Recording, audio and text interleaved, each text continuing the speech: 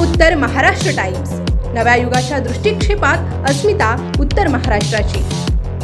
चाहे हाथ पांव होना हो, चाहे हाथ पांव होना हो, बची जिंदगी में हौसले काफ़ी है। और हमें हैरत से देखने वालों सुन लो, हौसलों में उड़ान अभी बाकी है, हौसलों में उड़ान अभी बाकी है। और इस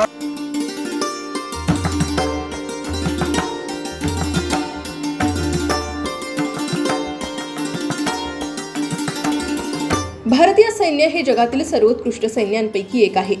शूर आणि समर्पित सैनिकांनी देशावरील परकीय हल्ल्यांच्या वेळी तसेच इतर संकटाच्या वेळी शांतीसेनेत सामील होऊन सर्व प्रकारच्या आव्हानांचा सामना केलाय। सैनिकांसमोर मृत्यू पाहणं, जीव पणाला लावणं आणि एका पाठोपाठ एक पावलं पुढे टाकणं हीच धैर्याची उंची आहे। यातील काही वीरांनी आपल्या रक्ताने इतिहास लिहिण्याची संधी मिळते। असेच एक 40 गावचे न्हावे गावचे सुपुत्र शहीद अर्जुन आनंदा पिलोरे हे हवालदार म्हणून युनिट सिग्नल रेजिमेंटल मेरठ येथे कार्यरत होते। 19 वर्ष देशाची सेवा या सुपुत्राने केली आणि ही सेवा बजावत असताना 2015 साली त्यांना वीरमरण आलं। दरम्यान त्यांच्या स्मृती सदैव स्मरणात राहाव्यात याकरता आदर्श सैनिक फाउंडेशनचे अध्यक्ष नायक दीपचंद, कारगिल योद्धा आणि दानशूर व्यक्तिमत्व असणारे, निस्वार्थपणे समाजसेवा करणारे गिरीश पाटील यांच्या अथक प्रयत्नातून आणि त्यांच्या हस्ते न्हावे या गावी या शहीद वीर जवानाच्या स्मारकाचं उद्घाटन करण्यात आलंय।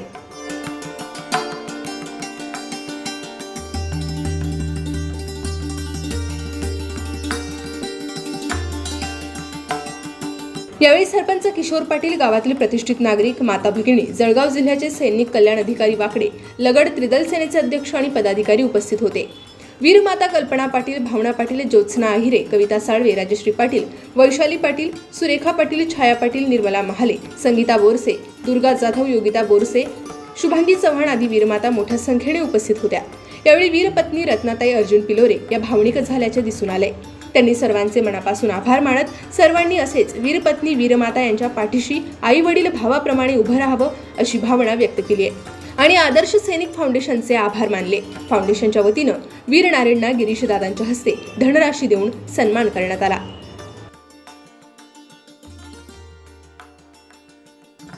मी एकच सांगू इच्छिते, सैनिक हा देशासाठी जगतो आणि सर्व काही देशासाठीच अर्पण करतो। त्याचं सैनिक हा एकदाचा जातो सीमेवर तर तो काहीच विचार करत नाही, आपली आई बहीण मुलगा पत्नी त्याचा काहीच विचार करत नाही। तो सर्वस्व काही त्याग करून बलिदान करून जातो आणि एक जवान जेव्हा शहीद होतो, शहीद झाल्यावर त्या फॅमिलींवर काय परिणाम होतो त्याचा, ते कसे जीवन जगतात ते फक्त त्या फॅमिलीला, त्यांच्या त्या शहीदाच्या पत्नीला, आईला, वडिलांना, मुलांना त्यांनाच माहीत असतं। शहीद झाला म्हणून, जवान शहीद झाला त्याला पैसा मिळाला तेच सर्व काही असतं। हे जे मत आहे ते चुकीचं आहे समाजाचं। तुम्ही एकदा विचार करा, जर आपल्या घरातलं कोणी 2 दिवस, समजा एका स्त्रीचा पती जर 2 दिवस जरी बाहेर गेला तर तिचं मन किती व्याकुळ होतं। आज ही जी वीर नारी आहे ती आज आपलं एवढ्या कमी वयात आपलं सर्वस्व, आपलं कुंकू त्यागून देते आणि आपलं सर्वस्व जीवन या देशासाठी समर्पित करते। तर हा विचार करून तुम्ही वीर नारीचा सन्मान करा। त्यांच्या स्मारकाच्या उद्घाटनासाठी जमलेले खास करून कारगिलचे वीर योद्धा दीपचंद नायक सर यांनी मला इथं आमंत्रित केलं। मी अर्जुन दादाबद्दल काय जास्त काही खोलात माहिती नाही मला, पण तुमच्या गावाचं एक असं व्यक्तिमत्व की ज्यांनी देशात आपलं नाव रोशन केलं, अमर केलं। खरं म्हणजे की आपण समाजामध्ये जगत असताना एक गोष्ट मी सांगतो तुम्हाला की पूर्ण दिवस काम केल्यानंतर रात्री 8 ते 9 तास जी आपण सुखाने झोप घेतो ती केवळ आणि केवळ माझ्या सैनिकांमुळेच घेतोय। दुसरा कोणी राजकारणी किंवा दुसरा कोणी व्यक्ती आपल्याला ही सुखाची झोप देऊ शकत नाही। म्हणून तुम्ही अर्जुन दादाचं एक चांगला आदर्श म्हणून एक गावाने नाव पुढं न्यावं अशी आमची सगळ्यांची अपेक्षा आहे।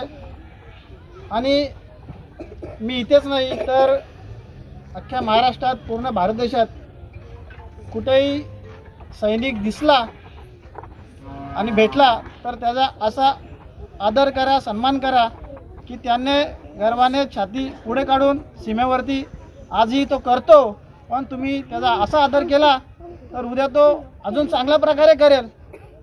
तुमच्या एका मान सन्मानाने की त्याची खूप मोठी हे होणार नाही, पण समाजात जगत असताना मान सन्मान हा करावा लागतो. तुम्ही कराल अशी मी सगळ्या गावकऱ्यांना अपेक्षा करतो. आणि रत्नाताई पिल्लोरे ताईच्या मागे आम्ही तर आहोतच, सर आहेत, सगळी मंडळी आहे, पण तुम्ही गावकरी आजपर्यंत जी साथ दिली याच्या पुढे अशी साथ द्याल अशी मी तुमच्याकडून अपेक्षा करतो. जय. 15 अगस्त को हर आदमी पूछता है, ये नेताजी सुभाष चंद्र बोस की जो प्रतिमा लगी हुई है, उस प्रतिमा को देख करके मेरे जैसे आदमियों ने ये वर्दी पहनी है. इस राष्ट्र के लिए पूरा जीवन आगे भी जब तक जिएंगे इस राष्ट्र के लिए जिएंगे. मगर जब किसी सैनिक की शहादत जाती है, हम लोग आज आप लोग सुकून की ज़िंदगी सब बोलते हैं, हम लोग बोलते हैं हमारे पास कुछ नहीं, हमारे पास कुछ नहीं है. हम लोग सब सैनिक हैं, भले आप लोगों के पास वर्दी ना हो, हम लोग सब सैनिक हैं. नहीं है कि नहीं है? क्योंकि इस मातृभूमि में सबने जन्म लिया, सबका अधिकार है. माइनस टेम्परेचर के अंदर कौन रहता है? सैनिक रहता है. हम लोग शहादत देते किसके लिए देते हैं? हम लोग अपने देश के लिए देते हैं. मगर जब यहाँ आते, जब हम लोगों को छोड़ने जाते हैं ना, तो सब आदमी गांव, कबीला, यार दोस्त सब रिश्तेदार जाते हैं. और जब हम छुट्टी काटने के लिए आते हैं तो वो रिश्तेदार बढ़ जाते हैं. किसी को दारू की बोतलें चाहिए, किसी को कैंटीन का सामान चाहिए, किसी को घड़ी चाहिए, किसी को ये चाहिए. स्वार्थ से जुड़ जाते हैं हम सैनिकों के साथ में. तो ऐसा क्यों होता है? जब शहादत हो जाती है तो हम लोगों को जनता बोलती रहती है, यहीं पर हुआ है महाराष्ट्र के अंदर नागपुर में ही, कि अभी तो इतना मिल गया, इतना मिल गया. अरे गवर्नमेंट भी देती है ना, तो कोई एहसान नहीं कर रही है. अगर मात्र 22 या 25 साल के अंदर सैनिक शहीद हो जाता ना, तो क्या 60 साल तक हम उतना पैसा नहीं कमा सकते? गवर्नमेंट हमारा मेहनत आना देती है, न कि वो हमारे ऊपर कोई एहसान कर रही है. और ये जनता का 140 करोड़ कोटि का सोचना चाहिए कि हम लोग सैनिकों को किस तरह करें. एक वीरांगना के कारण आज एक लड़की रत्ना पिल्लोरे आप लोगों के, आपके गांव की बहू आपके सामने है, उसके कारण इतना कार्रवाई इकट्ठा हुआ है. किसके कारण? इस अर्जुन पिल्लोरे के कारण. वरना आप सोचिए, बड़े बड़े महारथी हैं, इतना धन दौलत वाले बंदे हैं, किसका नाम है? वर्दी इतनी आसानी से नहीं मिली, ये आप लोगों के आशीर्वाद से हमें मिली है. तो इस वर्दी का जितना हक हम लोगों के ऊपर उतना आप लोगों के ऊपर भी है. मुँह मत मोड़ो. किसी सैनिक की शहादत जाती है तो मुंह मोड़ लेते हैं. हमारी वीर नारियों को ऐसे देखते हैं आप लोग जैसे पता नहीं क्या हो गया. मतलब उनको भी हक बनता है. जैसे हम लोगों को बीवी आज चली जाए, हम 12 दिन नहीं होने देते, उससे पहले हम दूसरी बीवी लेके आ जाते हैं. आते कि नहीं आते? इंसान महापुरुष जो बोलते हैं ना अपने आप को पुरुष प्रधान. और नारियों को हम किस तरह से देखते हैं? बहुत से आदमी हमको बोलते थे कि फौजी फौज में, पड़ोसी मौज में. साले गद्दार ऐसे बात बोलते हैं बंदे. उनको एक वीर नारियों को खूब लड़ी मर्दानी हो तो झांसी वाली रानी थी. देखा आप लोगों ने झांसी की रानी ने हथियार क्यों उठाए? क्योंकि हम लोग सब उस टाइम नामर्द हो चुके थे. अगर हमारे मर्दों के अंदर हिम्मत होती तो एक भारतीय नारी को अस्त्र उठाने की जरूरत नहीं पड़ती. उसी तरह ये आज हमारी वीरांगनाएं हैं. भले ही झांसी की रानी किसी ने नहीं देखी हो, आज अगर इनको उस रूप से देखोगे आप तो बहुत कुछ बदले हो जाएगा. अपनी सोच बदली करो. आज हम किसी सैनिक को देखते हैं, किसी परिवार को देखते हैं तो धन के माफी देखते हैं. अरे चलो वो तो चला गया, लेकिन इसको इतना धन मिल गया.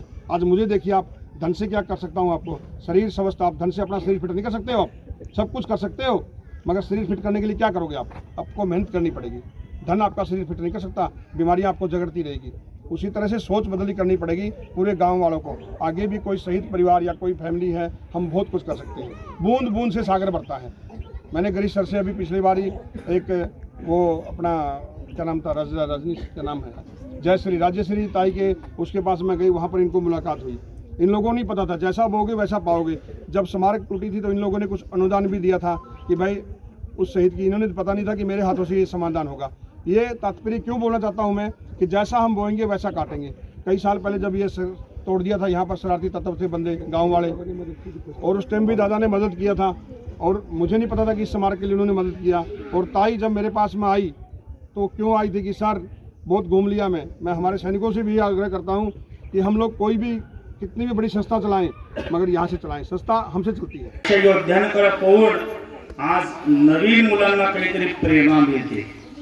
काय यांच्याकडे पाहून नवीन मुलांना काहीतरी प्रेरणा मिळते. दादा असे योद्धे आपल्याला आज दर्शन देण्यासाठी आले. आपलं काहीतरी गावाचं मोठं भाग्य असेल की असे हे योद्धे या ठिकाणी आले. दादा काय या लोकांचं आपल्या देशासाठी आणि आपल्या सुरक्षेसाठी, आपल्या संरक्षणासाठी फार मोठा त्याग आहे. दादा काय महाराज ज्याच्या जीवनातला हात गेला ना त्याला विचारा हाताची किंमत, ज्याच्या जीवनातले पाय गेले ना त्याला विचारा पायाची किंमत, आणि ज्याच्या जीवनातला करता मुलगा गेला ना, भारत मातेसाठी शहीद होतो ना, त्या मायबापाला विचारा मुलाची जाण्याची किंमत. दादा, एक छोटासा प्रसंग सांगतो तुम्हाला.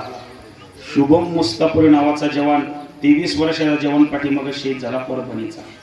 काय महाराज, अत्यंत हलाखीची परिस्थिती शिवरंजनी वाजवत दादा. काय शुभम मुस्तापुरी नावाच्या जवानाच्या घराची परिस्थिती अत्यंत हलाखीची होती. बाप शेतामध्ये राबून बाप शेतामध्ये पैसा कमवत होता. काय बापाने त्या शुभमसाठी शिक्षणासाठी, त्या शुभमच्या शिक्षणासाठी पैसा खर्च केला, आणि त्या शुभमच्या अंतःकरणापासून इच्छा होती की मी माझ्या परिवारासाठी, मी माझ्या देशासाठी काहीतरी सेवा करावी. त्या शुभमच्या अंतःकरणापासून इच्छा होती दादा. काय शुभम अनेक प्रयत्न करून ज्या वेळेस शुभम फौजमध्ये भरती झाला, भरती झाल्यानंतर ट्रेनिंग साठी गेला. ट्रेनिंग पूर्ण झाली, 1 वर्ष लोटला गेलं, आणि 1 वर्षानंतर 23 वर्षाचा या भारत मातेचा सुपुत्र या भारत मातेसाठी शहीद झाला. महाराज ऐका ना दादा, ज्या वेळेस शुभमचं पार्थिव एका पेटाऱ्यामध्ये पॅक करून भारत माझ्या तिरंगा झेंडा त्या ठिकाणी पांघरलेला होता, ज्या वेळेस शुभमचं पार्थिव त्या गावामध्ये, शुभमच्या गावामध्ये आलं ना, ऐका ना दादा, ज्या वेळेस पेटाऱ्याचं तोंड उघडण्यात आलं, ज्या वेळेस बापाने आपल्या काळजाचा तुकडा पेटीमध्ये पाहिला ना दादा, ज्या वेळेस त्या आईने आपल्या काळजाचा तुकडा पेटीमध्ये पाहिला ना, अरे हंबरडा फोडला रे, त्या आईने हंबरडा फोडला. आई म्हणते, माझा 23 वर्षाचा तरणा बांडत मुलगा भारत मातेसाठी शहीद झाला. एका अंतःकरणामध्ये आईला स्वाभिमान वाटत होता, पण दुसऱ्या अंतःकरणामध्ये काळजाचा तुकडा गेलेला होता दादा. काय